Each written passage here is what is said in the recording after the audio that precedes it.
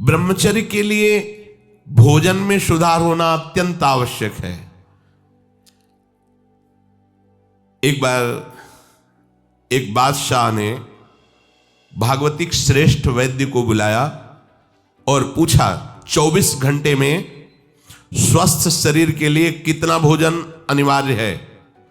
तो उसने कहा 24 घंटे के लिए 39 तोला अन्न अत्यंत अनिवार्य है। 1 तोला 10 ग्राम, 39 तोला 390 ग्राम। 24 घंटे में आपके अंदर अन्न 390 ग्राम जाना चाहिए।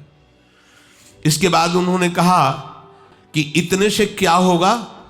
तो हकीम बोला कि शरीर पोषण के लिए इससे ज्यादा की आवश्यकता नहीं है। इसके अलावा जो ज्यादा खाया जाता है वो आंतों को बोझा देता है, ब्रह्मचर्य की हानि करता है, भजन में प्रमाद करता है और उम्र को नष्ट करता है, समय को नष्ट करता है।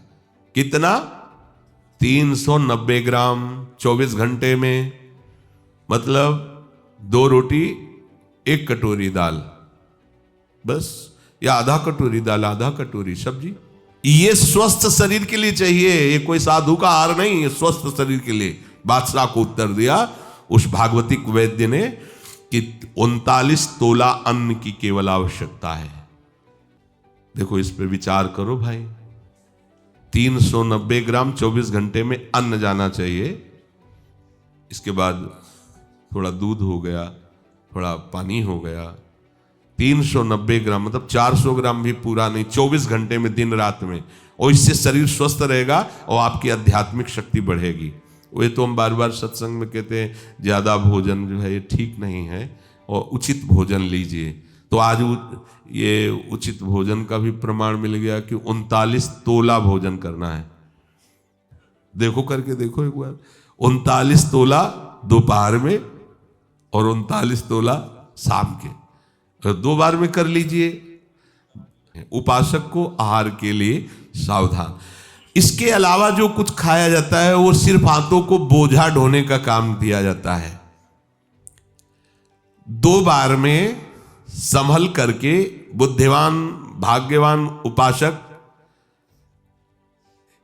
इतने अन्न का ही सेवन करता है। 2 बार में 39 तोला की बात कह रहे हैं, 2 बार। बुद्धिमान और भाग्यवान। और महामूर्ख और अभागा वो अधिक भरता है आंतों में। इसमें वाणी जी में लिखा महामूर्ख है वो, क्योंकि बेमतलब बोझा भरे जा रहे। देखो, भोजन तुम्हें तार देगा और भोजन तुम्हें मार देगा। तंदुरुस्ती के लिए, स्वस्थता के लिए और भजन के लिए जितना बताया गया उतना ही भोजन करना चाहिए। जीने के लिए खाओ, खाने के लिए मत जियो। तो ये कोशिश करो। एक टाइम के लिए 39 तोला और दूसरे टाइम हम वैद्य जी एक दिन एक बार के लिए कहे ना, 24 घंटे में 2 बार को इसको विभाजित कर दे, तो इसे हम छूट देते हैं। 400 ग्राम अन्न दोनों टाइम ले लो, 800 ग्राम होता है। ठीक है, एक बार देखो ना करके, बहुत शांति मिलेगी, इससे लाभ मिलेगा। सच्ची बात मानना, भोजन का बहुत बड़ा प्रभाव होता है। ठीक है, अब इसमें कह रहे हैं कि आहार में क्या लेना है। वजन तो तय हो गया। अब आहार में कह रहे हैं कि सात्विक आहार ही ब्रह्मचर्य को पुष्ट करता है, नहीं तो ब्रह्मचर्य को नष्ट कर देता है। राजसिक और तामसिक आहार ब्रह्मचारी व्रत निर्वाह के लिए नहीं लेना चाहिए। रसीला, हल्का मतलब सुपाच्य और मधुर, और गेहूं, चावल, जौ, साठी, मूंग, अरहर, चना, दूध, अल्प मात्रा में घी, चीनी, सेंधा नमक या पके हुए ऋतु फल, ये ब्रह्मचर्य में सहायक आहार है। समझ लेना। राजसिक आहार गर्मा गर्म धुआं निकलता हुआ नहीं पाना चाहिए, ये हानिकारक होता है। जैसे लोग नहीं होते गर्मा गर्म एकदम ऐसे, वो कितना भी सात्विक अन्न हो वो तामसिक बन जाएगा, उसे नहीं पाना चाहिए। कोई भी साधक ऐसे चाय भी पियो, थोड़ा सा हल्का सा उसका गर्मपन निकल जाए, एकदम धुआं निकलता हुआ नहीं, ऐसा। अब देखिए, त्याज्य आहार, जो उपासक को नहीं करना चाहिए। अत्यंत गर्म, कढ़ाई से निकला हुआ एकदम पकोड़ा गर्मा गर्म से, ये राक्षसी प्रवृत्ति है, नहीं पाना चाहिए। अच्छा, अपने लोगों को तो गर्मा गर्म भाग्य में नहीं लिखा है, क्यों? क्योंकि पहले प्रियाजू पाएंगे, तो प्रियाजू को गर्मा गर्म थोड़ी लगाएंगे, पहले योग्य उसको बनाओ पाने के, मतलब हल्का सा गर्म रह जाए, फिर श्री जी को भोग लगाओ, 20 मिनट भोग लगाओ, हो गया सब काम। इसके बाद प्रसाद रूप में पालो तो स्वाद वाली बात ही नहीं रह जाएगी, परम स्वाद आ जाएगा, क्योंकि प्रियाजू ने पाया है। अत्यंत उष्ण और लाल मिर्च पर ये एकदम तेल उतर आ रहा है सब्जी में, लाल लाल ऊपर नहीं होता जिससे ऐसे, ये ब्रह्मचर्य के लिए हानिकारक है। साधु, साधक, उपासक, चाहे गृहस्थ हो चाहे विरक्त, मत पाना। लाल मिर्च पड़ी हुई और खूब ऑयल दिखाई दे रहा है ऊपर से, नहीं पाना। और अत्यंत नमकीन और अति अधिक मीठा, मीठा सात्विक में हो, ऊपर में वर्णन किया गया है, पर अधिक मीठा। अब पता चला गुलाब जामुन आ गए तो 10, 12, 15 तक कोई बात ही नहीं है, खीर आदि हलवा आदि समेटते चले जा। भैया ये कोई गोदाम थोड़ी है, आते हैं थोड़ा उचित पाल हो गया। अब 400 वाली बात है तो जो अगर खीर अच्छी लगती है तो सब बंद कर दो, 400 ग्राम खीर पी लो। हलवा अच्छा लगता है तो ठीक है, कुछ मत लो, केवल हलवा ले लो, 400 ग्राम पा लो, कोई बात नहीं, बिना औषधि के पच जाएगा, आप देख लेना, बहुत बढ़िया रहेगा। और आप सात्विक रहेंगे, आपका चिंतन बनेगा, नींद नहीं आएगी। चटपटा नहीं, ये नींबू डाल करके, थोड़ी इमली डाल करके, थोड़ी आम का अमृत डाल करके, ऐसे ये साधु, ये बहुत खतरनाक ब्रह्मचर्य के लिए। आम का आमचूल, इमली, ये बहुत खतरनाक है, बिल्कुल नहीं, अपने खान पान में इनका प्रयोग नहीं होना चाहिए। और अत्यंत तेल युक्त गरिष्ठ पूड़ी, कचौड़ी, मालपुआ और हींग पड़ा हुआ निषेध है। भगवत मार्ग में ये हींग को निषेध किया गया है। जो 4 जगह उस ब्रह्म हत्या को विभाजित किया गया, वो शास्त्र में पढ़ा। एक था मरुभूमि, ऊषर भूमि, दूसरा था वृक्षों में गोन, तीसरा माताओं बहनों में मासिक धर्म, चौथा जल में फेन बुदबुदा। ये 4 जगह उससे विभाजित किया गया। ऐसे ही स्नान के लिए है कि जल में जब जाए तो ऐसे ऊपर की परत को ऐसे हटावे, भले कुछ नहीं, पर उसका सिद्धांत, तब डुबकी लगाए, दोनों हाथ से ऐसे करके फिर डुबकी लगाए। ऊषर भूमि में किसी भी मंगल अनुष्ठान के लिए निषेध किया गया है। और वृक्षों की गोंद परमार्थिक उपासकों के लिए निषेध किया गया है, इसीलिए इसमें हींग को भी निषेध कर रहे हैं। और हींग वैसे ही बहुत गर्म तासीर होती है, अपने को नहीं पाना। प्याज, लहसुन, गाजर, उड़द, मसाला बाजार का बना हुआ जैसे मीट मसाला और ये सब, ऐसे नहीं, ये नहीं। और तमोगुणी में मांस, मछली और आदि आदि, अंडा, शराब, चाय, काफी तमोगुण में रखा है, उसी लाइन में रखा है जिसमें निषेध रखा है। चाय, काफी, डाफी भी कोई होता है क्या? नहीं, काफी तो अलग लिखा है, डाफी अलग लिखा है, तो डाफी तो हम तो जलते ले। फिर लिखा कोकीन, चरस, ये सब तमोगुणी में है। और घोर तमोगुणी बासी भोजन नहीं पाना चाहिए। से कल का बना हुआ रखा हुआ है, फिर आजकल चलता है ना कि उसमें बिजली वाली वो एक छोटा सा ऐसे आता है, उसमें ऐसे अंदर रख दो, गर्म हो जाता है। हाँ, ये साधु के लिए नहीं है तो उपवास कर लो, बढ़िया है, जब मिले तो ताज़ा भोजन, जो ताज़ा का मतलब कल परसों का, ऐसा नहीं कर पाना। इसीलिए जैसे ब्रेड आदि हैं, ये आपकी उपासना में सहयोग नहीं देंगे, ये तमोगुण पैदा है। ये अत्यंत तामसिक आहार के अंतर्गत आते हैं। कई दिनों का बना हुआ ये बाजार में जैसे कि ले आए आप, उनको तल के ऐसे, ये सब ठीक नहीं। चाउमीन, वो क्या कहते हैं, सेवई जैसा, ये सब बिल्कुल ठीक नहीं है। ये क्या चल रहा है यार? अरे आटा लगाओ, 4 रोटी बनाओ, श्री जी को भोग लगाओ, पाओ, पेट भरो, भजन करना है। चंचलता, काम, क्रोध, लालच और पापाचरण से युक्त बना देने वाला ये तमोगुणी आहार बिल्कुल नहीं करना चाहिए। जो ब्रह्मचर्य व्रत में रहना चाहता हो उसको सावधान रहना चाहिए कि बासी, बाल पड़ा हुआ, मक्खी पड़ा हुआ, ये भोजन सब अत्यंत तमोगुण के अंतर्गत आता है। दुर्गंध हो गया है या अपना वो स्वरूप बिगाड़ दिया है भोजन ने, फिर भी आप उसे भोजन, या घृणित निंदनीय पुरुषों द्वारा बनाया हुआ ताजा भोजन, घृणित आचरण वाला निंदनीय पुरुषों द्वारा बनाया हुआ ताजा भोजन, वो भी घोर तमोगुण होता है।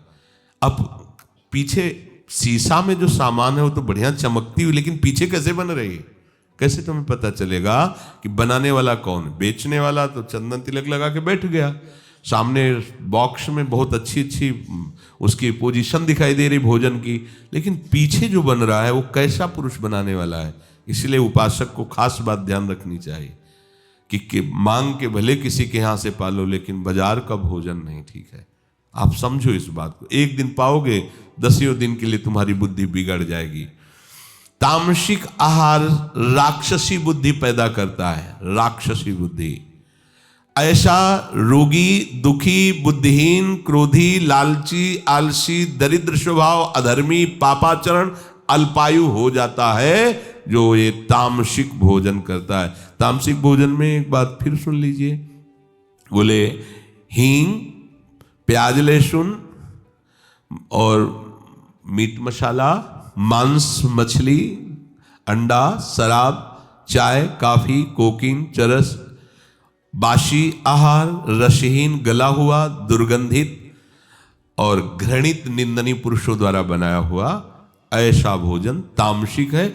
ये आपको ब्रह्मचर्य नहीं रहने देगा। दुखी, बुद्धिहीन, क्रोधी, लालची, आलसी, दरिद्र, अधर्मी, पापी और अल्पायु बना करके नरकगामी करेगा। ऐसे भोजन से बचा जाए। प्रभु करुणा करके उपदेश कर रहे हैं, प्रशांतात्मा विगत भीर ब्रह्मचारि व्रते स्थितः मनः संयम्य मच्चित्तो युक्त आसीत मत्परः। प्रशांतात्मा,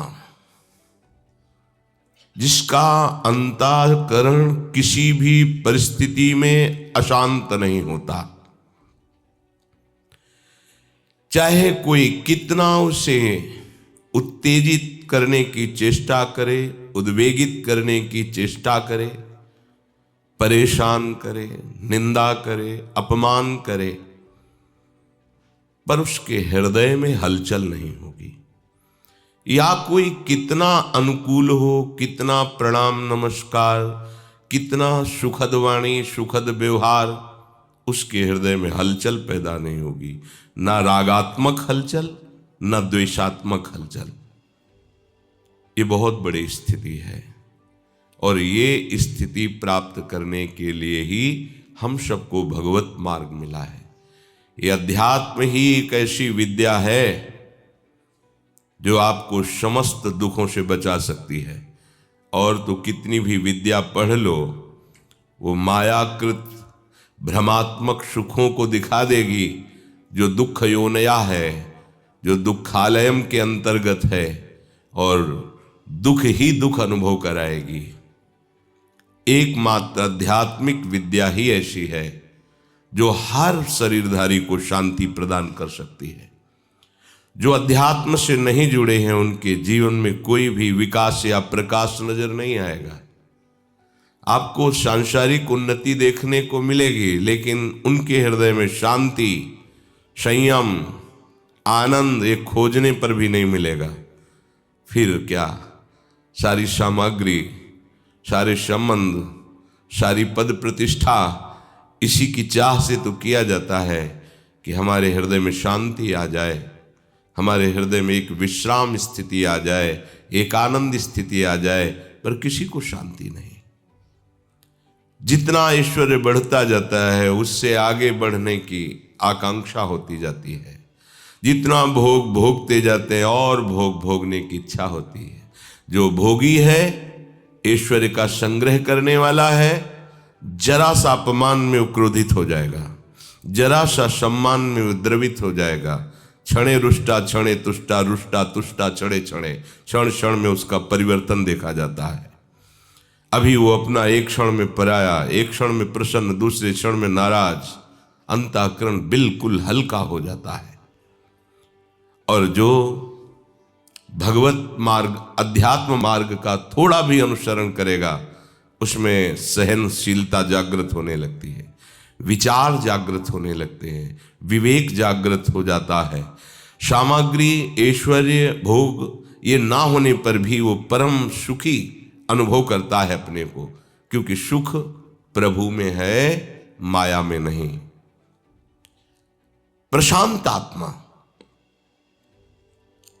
ये जब तक तुम्हारे हृदय में किसी भी व्यक्ति वस्तु के प्रति थोड़ा भी राग रहेगा या द्वेष रहेगा, अनुकूलता में राग होता है, प्रतिकूलता में द्वेष, तो हृदय शांत नहीं कहा जा सकता। जब शांत भाव ही नहीं आया तो दास्य भाव, सख्य भाव, वात्सल्य भाव, गोपी भाव, सहचरी भाव, ये तो बहुत ऊंचाई की बात हो गई। पहले तो शांत भाव ही आना चाहिए। किसी भी घटना, परिस्थिति, व्यक्ति, वस्तु, स्थान का हमारे हृदय में हलचल ना होना, उद्वेग ना होना, विकार ना होना, चाहे जितनी अनुकूलता आ जाए हर्ष ना होना, चाहे जितनी प्रतिकूलता आ जाए शोक न होना, ये अध्यात्म विद्या से प्राप्त होता है। ये आध्यात्मिक शक्ति से सहा जाता है, ये लौकिक शक्ति से नहीं, ये रुपये पैसे से नहीं, ये जिम जाके शरीर पुष्ट करने से नहीं, ये नाना प्रकार के बड़े बड़े अंगरक्षक रखने से नहीं, या बड़ी बड़ी व्यवस्थाओं से नहीं। आपका हृदय भयभीत रहेगा, आपका हृदय अशांत रहेगा, राग द्वेष से जलता रहेगा तब तक जब तक आध्यात्मिक विद्या नहीं। और अगर आध्यात्मिक विद्या है तो आप खुद अपने में इतने समर्थ रहेंगे कि किसी अंग रक्षक की आवश्यकता नहीं। किसी भी भगवत प्रेमी महात्मा को, भगवत प्राप्त महात्मा को, भगवत तत्वबोध महात्मा को किसी अंगरक्षक की आवश्यकता नहीं होती है।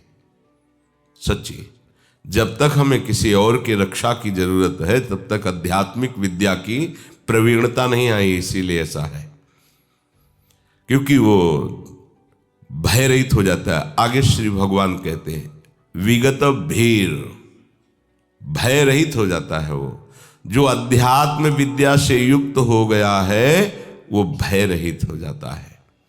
अध्यात्म विद्या हम क्यों नहीं धारण कर पाते? आगे भगवान वर्णन करते हैं, ब्रह्मचारी व्रते स्थितः।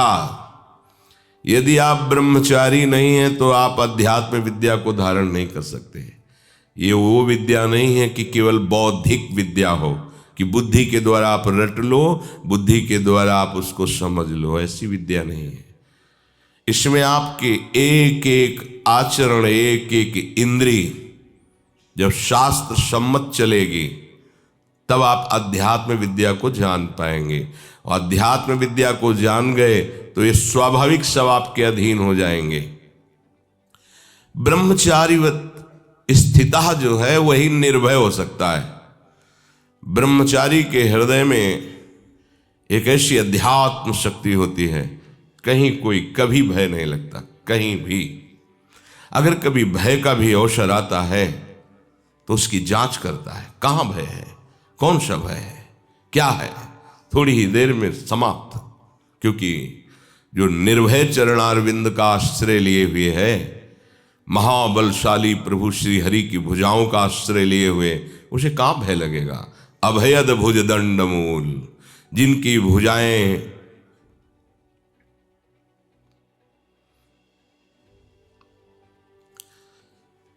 शरणागत को अभय प्रदान करने के लिए फड़कती रहती है।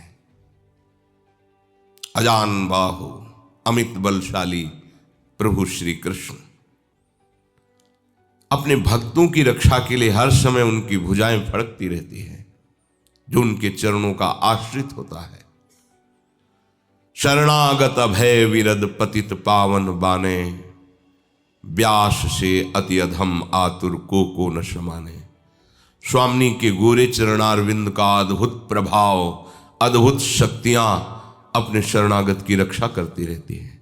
राधा किशोरी के ही अंश से जितनी महाशक्तियां हैं, कामाख्या, दुर्गा, अम्बा, चामुंडा, ये महान महान शक्तियां सब लाडली जी के एक अंश से प्रकट हुई हैं। स्वामी जी के गोरे चरणारविंद में अनंत शक्तियां वास करती हैं, जिन चरणों को स्वयं महाबलशाली प्रभु श्री कृष्ण दैन्य होकर दुलार करते हैं।